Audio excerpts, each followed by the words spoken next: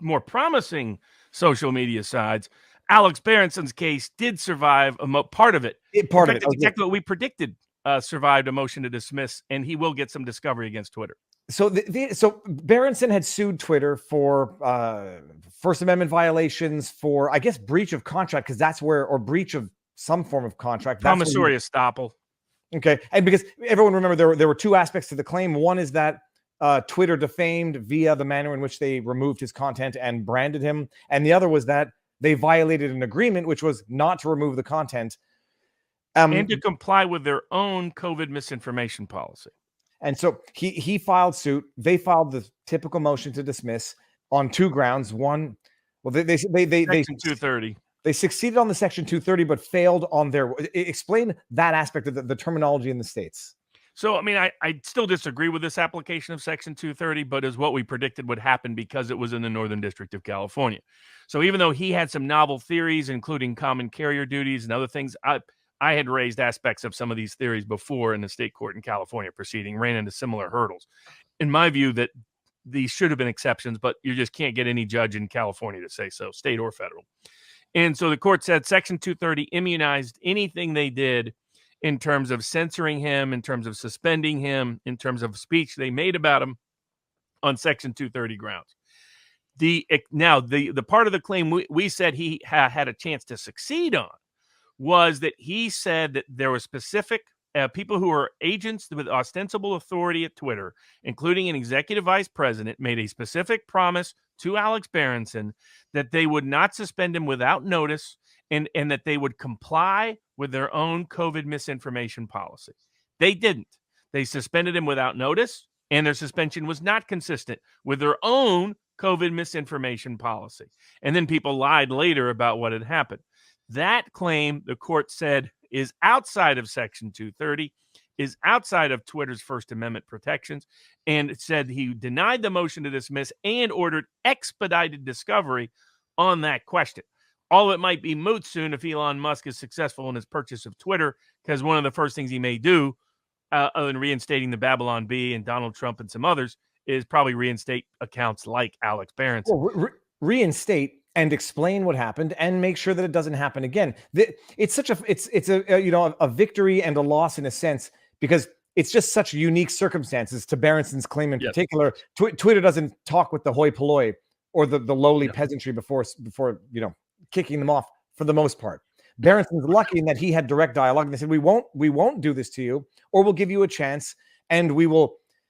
I'm like reluctant almost to mention the nature of the tweet that got Berenson kicked off, but it is now currently undisputed fact that a certain intervention does not prevent a certain transmission. It's an undisputed fact now. And the narrative has shifted to, well, it decreases symptoms and it reduces hospitalization, whatever. What he got booted for is now an undisputed, admitted public fact. But at the time, he's just, I guess, very, very lucky in a sense, because but for that, his suit would be tossed. He had certain assurances that they violated, but they still get away with the Section 230.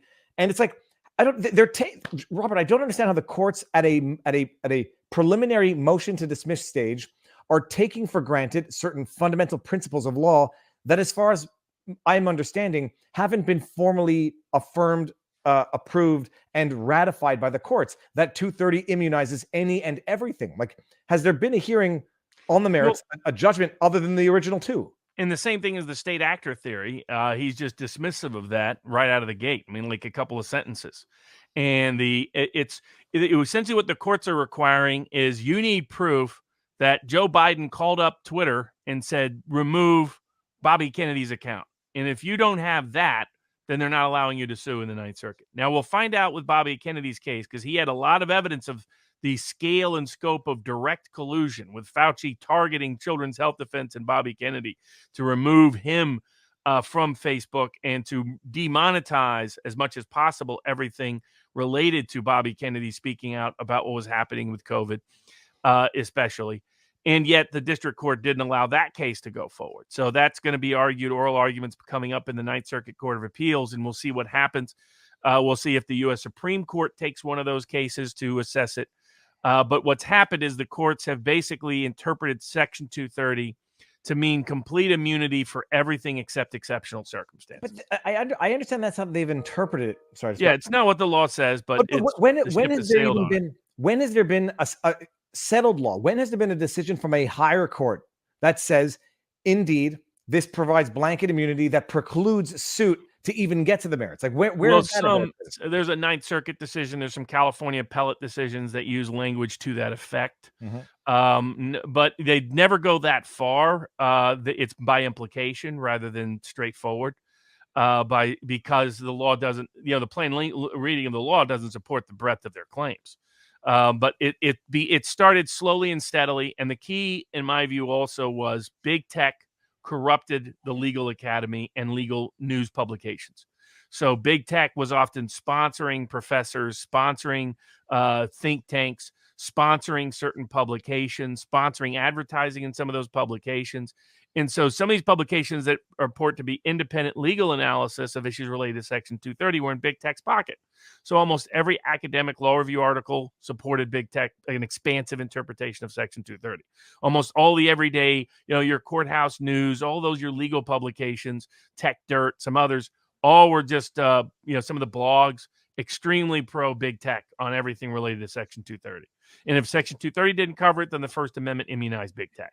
It was that combination. Your David Frenches of the world, what I call on the conservative side, a lot of your corporate whores, a lot of those, that crowd was very much has helped create a belief amongst judges on both the left and the right throughout the legal professional class that Section 230 was meant to be a magic pill that immunized almost anything Section 230 did. But credit to the court for being able to at least carve out this part of the claim so Berenson's claim can go forward, and he'll either get legal relief, I believe, or legal remedy. Twitter would be smart to settle, not just subject themselves to discovery, or Elon Musk will reinstate him because it looks like his purchase is likely to go through, especially given his very big, huge win in Delaware court this week.